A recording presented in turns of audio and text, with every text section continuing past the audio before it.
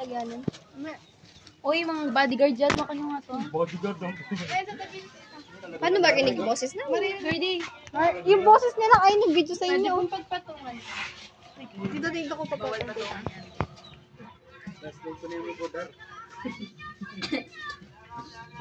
Baka na-ugly mo to eh. Shoot naman.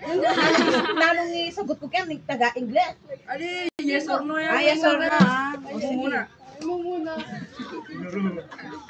Ito ka makulong ko yan. Hindi po. Please be informed that this interview is being recorded for research purposes. The following information is provided to help you decide whether you wish to participate in the study. You are free to decline participation or withdraw at any time without any consequences or impact on our relationship with the research. We are researchers from New Christian Academy conducting a qualitative study on the inflation through the lens of sari-sari store owners. This study aims to explore the lived experiences of sari-sari store owners in San Isidro, Tagum, Tarlac. There are no known risks or discomfort associated with this study. The collected data will be analyzed, and no individual participant will be identifiable in the summarized report. Responses may be quoted in the research findings, but without revealing the identity of the participant. By agreeing to participate, you acknowledge that you understand the purpose of this study and consent to the recording of this interview for research purposes. Do you agree to participate in this study? Yes po. Sa number 1 na po tayo. Ano po yung mga karanasan or experiences nyo po na sa pagpapatakbo po ng sari-sari store nyo sa gitna po ng pagtaas po ng presyo? Nagtaas din ako ng konti lang na presyo kasi yung ibang mga bumibili, kapag nagtaas ka na, ay medyo nagre-reklamo na kaya konting taas lang. Hindi pwedeng mataas. Wala nang bibili sa'yo. Maaari nyo po bang pakilarawan ng isang partikular na pagkakataon kung saan naapektuhan ng inflasyon ang pang-araw-araw na operasyon ng sari-sari store, gaya ng pamamahala ng stock o mga transaksyon ng customers? Ano po yun? Magbigay po kayo ng pagkakataon po yung naapektuhan po ng pagtaas po ng presyo yung mga bilihin nyo po sa mga customers. Minsan matumal. Kasi, nanibago sila sa presyo. Kaya, wala masyadong bumibili. Paano nyo po na inayos yung diskarte nyo sa pagpipresyo? Nagtaas lang ako ng konti. Ano po yung naging epekto po ng pagtaas po ng presyo sa sa mga customers niyo po, sa katapatan po nila? Sinasabi ko agad na magtataas na ako bukas kasi tumaas yung presyo natin. Di ko naman sila binibigla. Kumbaga, inaabisuhan ko sila na bukas magtataas na tayo, kasi tumaas na yun. Kung nung nagtaas po ba kayo, lumipat po ba sila sa ibang tindahan kasi mas mababa po ba doon? Hindi naman po. Nangyari? Hindi naman po. Kasi naiintindihan daw po nila kasi mataas na po talaga yung bilihin ngayon. Ano po yung mga particular na gastos o gastusin ang tumaas ng malaki para sa iyong sari-sari store? Yung mga... Ano po yung pinakamahal po na gastusin niyo po sa sari-sari store? Soft drinks, alak, sigarilyo. Ayun po, tatlong yun. May napansin po ba kayong pagbabago sa mga gawain ng pagbili ng mga customer dahil sa pagtaas ng presyo? Wala naman. Bilit naman to. Tawa ng tawa. Ay, question.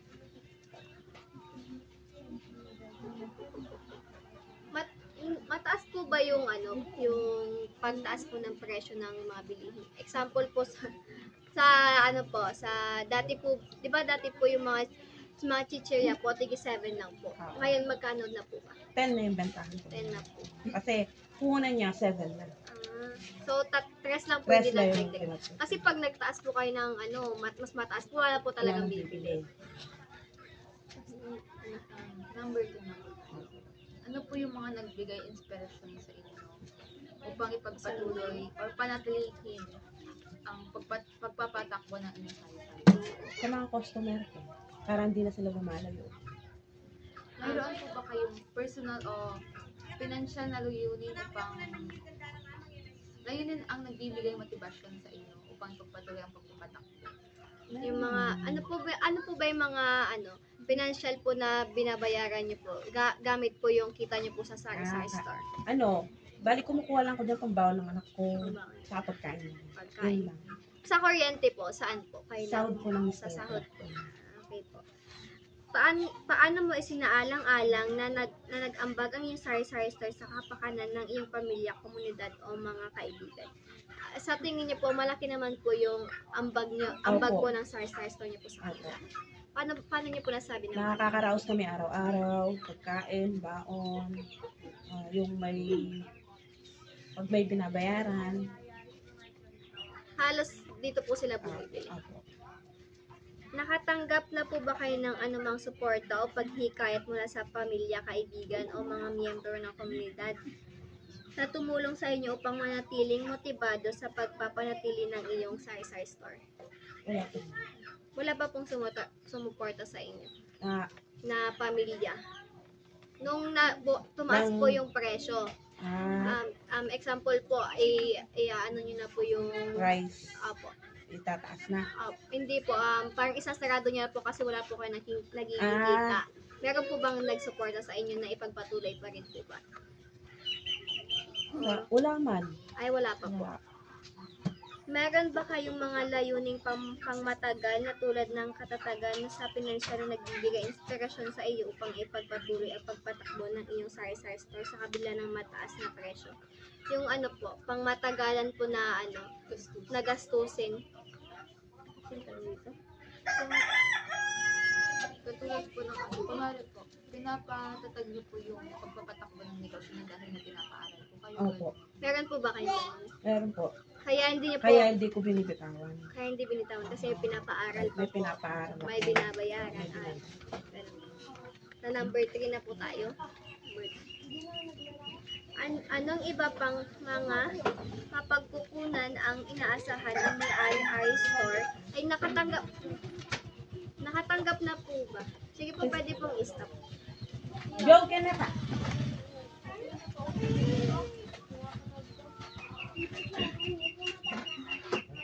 Nakatanggap na po ba kayo ng suporta sa gobyerno po na maipatakbo? Ay, wala pa po. Wala po. Wala pa. Number 3. May ano po ba? May access po ba kayo sa government programs, gano'n? Na po, nagsusupport po sa business nyo? Wala. Katulad po ng loans. Alone. na nagsusuporta po Wala sa po. business. Hindi po kayo nag-loans. Labas doon. Naglo-loan ako sa kaso hindi ko kinukuha sa tindahan yung pambayad ko. May napuntahan na po ba kayong programa or meeting po about po sa mga sari-sari store owners? Wala pa. Wala po. Gumamit na po ba kayo ng local networks katulad ng social media para i-share po yung knowledge nyo, resources sa pagpapatakbo ng negosyo para maging motibado po yung mga ibang small business owners? Hindi pa po. Pero yung mga sino-social media ko lang. Kasi nagtitinda pa ako ng merienda. Para may extra. Pinopromote. Oo. Pero meron na po kayo nakitang ganun sa social media na sinasabi po kung kailan po tataas or bababa yung presyo o kaya po sa balita. May napanood na po. Opo. Di ba binabalita po sa TV Oo. mga Pagtaas ng mga presyo ng gulay. Nakatanggap na po ba kayo ng assistant mula sa mga suppliers, distributors, or other business partners? yung mga nagtitinda po niyan sa mga pinagkukuhanan po, meron na po ba kayong supportang nakuha doon or assistance? Wala. Wala pa po. Basta doon lang po kayo Oo, bumibili. doon lang kami bumibili. Number 3. Parang ready.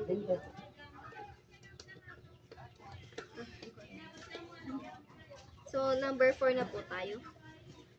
Batay sa mga natuklasan, ano ang mga input ang maaaring makuha upang matulungan ang mga may-ari ng sari-sari store owners na umunlad sa gitna ng inflasyon? Ano po yung mga pwede pong makuha ng mga sari-sari store para po umunlad po sila sa tingin niyo po? Sipag at syaga lang kami. Sakripisyo. Yan. Maaga magigising para maaga yung benta. Ano po yung pwede nyo pong pwedeng i-recommenda or sabihin po sa mga ibang sari-sari store owners po na ano po, na naghihirap din po dahil sa pagtaas po ng presyo? Ano, tiyaga lang, tapos talagang ganyan. Ano lang, Minsan po mataas, Oo, minsan mababa. mababa ang kita. Oo. Pero dapat, huwag ka sumuko. Opo. Kung tutulong po yung gobyerno sa pagpapatakbo ng negosyo nila, ano po yung gusto niyong tulong na matanggap galing sa gobyerno? Ano, kahit ano, dagdag puhunan, gano'n. Gusto niyo po sila magbigay ng puhunan Yes. para mas mapalaki po yung Oo. ano. Para, ano, madagdagan yung tinda ko. Para rin po Lumagdag yung kita. mapababa rin po yung Oo, presyo. presyo. Kung mabibigyan po kayo ng pagkakataon na makausap ang gobyerno, at ano po yung gusto niyong panawagan? Natulungan yung mga ano, sari-sari owner, saka yung ano, para ano, makasabay sila sa presyo ng kita. Ano po yung patakaran o mga regulasyon ang imumungkahi nyo upang lumikha ng isang mas kanais-nais na kapaligiran ng negosyo para sa mga may-ari ng sari-sari store?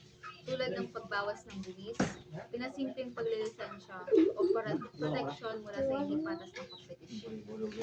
Ano po yung gusto niyo pong sabihin sa ano? Ano po yung gusto nyo patakaran?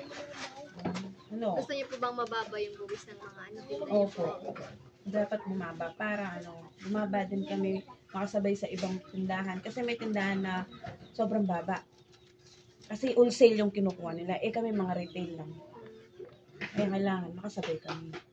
Kung mapapatupad po yung pagbabawas ng buwis, gaano po kalaki matutulong nito sa pagpapatakbo ng negosyo? Malaking bagay na po sa amin yun. Paano po pag tumaas, ay bumaba po yung presyo dun sa kabilang tindahan? Ibababa niyo rin po ba? Or parehas lang po, same lang po? Siguro ano, kung ano yung presyo ko, ganun na lang. Hindi ko kailangan bumaba eh. Kasi yung mga tao, bibili naman kung saan nila gusto bumili. Hindi mo naman pilit. Kahit sobrang baba ng tinda mo, kung ayaw bumili sa'yo ng mga bumili, wala kang magagawa. Ano talaga? Kung kunwari po, kami po yung gobyerno, ano po yung gusto nyo sabihin sa akin? Ayun nga po, paano, pababa ng bills. Yun lang po. Kasi sobrang taas na talaga eh. Yung iba kasi hindi na nila maabot yung price ng tindahan. Paano po kayo nakikisama sa mga customers niyo po pag bumibili po sila? Ano lang. Kailangan maging mabait, mapagpasensya kasi may ibang customer na makulit. Lalo na yung mga customer ko medyo pingi. Di ba? Kasi di mo maiwasan na akala na ng ibang tao sinisigawan mo. Pero normal lang doon sa bumibili kasi bingi siya. Hindi totoo may bingi ako, no? Kaya minsan, akala nila na yung nagagalit ako, hindi nila ang bingi. So, malaki po yung malaking bagay po talaga yung pagtaas po ng presyo po sa sa tindahan niyo po. Oo. Kasi dati tulad niyan, may nagtaas na ako ng mga delata. Dati yung delata ko 25 lang, ngayon may 27 na. Kasi tumataas din eh. Saka yung alak. Okay na po. Thank Thank you. you po. Ano ka daw? Thank you po. Sana okay lang sa Ha? Okay lang po yun. Okay lang po. Wala na, Royal.